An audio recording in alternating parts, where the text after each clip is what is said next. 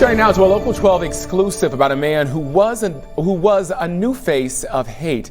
Now, the founder of a white supremacist group says that he was wrong and is renouncing the hate he once embraced. As chief investigative reporter Dwayne Pullman discovered, that man now claims he now wants to work with, not against, Black America.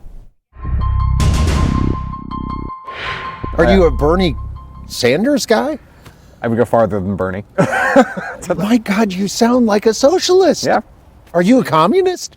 I have sympathies. For Matthew Heimbach, the journey from founder of one of the country's leading hate groups to a communist sympathizer is stunning and about face from the fascist views he shared with me just 4 years ago. Hitler? Good guy. Good guy. Good guy. Back then, Heimbach was a leading neo-Nazi advocating for white separatism. In 2016, he was convicted of pushing an African-American woman at a Trump rally. Not a great picture. Not a great We one. both agree.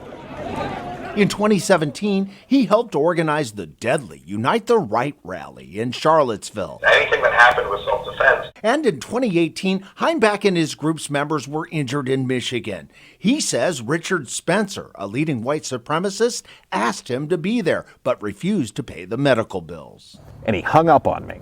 He wouldn't pay. Nope. Heimbach's personal life was spinning out of control, too. Arrested in 2018 for domestic violence, he went to jail for a short time. That's when, he says, his group fractured and turned on him. Your own membership rushed to take over and remove you. Yep. Dozens of, wannabe Führers popped up in the span of, it took me 12 hours to get bailed out.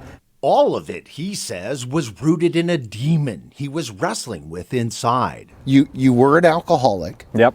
And you've battled that demon. Yep. So you had a fog a bit.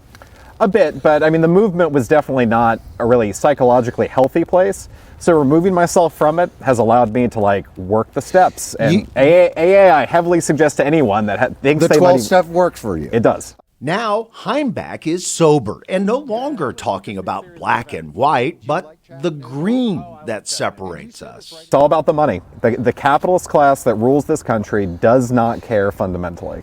He says he now wants to work with, not against, the black community to close the economic gap. So you would work with Black Lives Matter? Yeah. You want to? Fundamentally. And the thing would they work with you?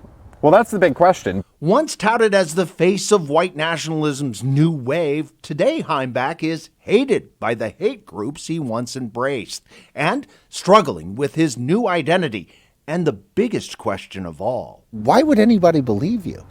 Well, what I would say is that actions speak louder than words. I'm Dwayne Pullman, Local 12 News.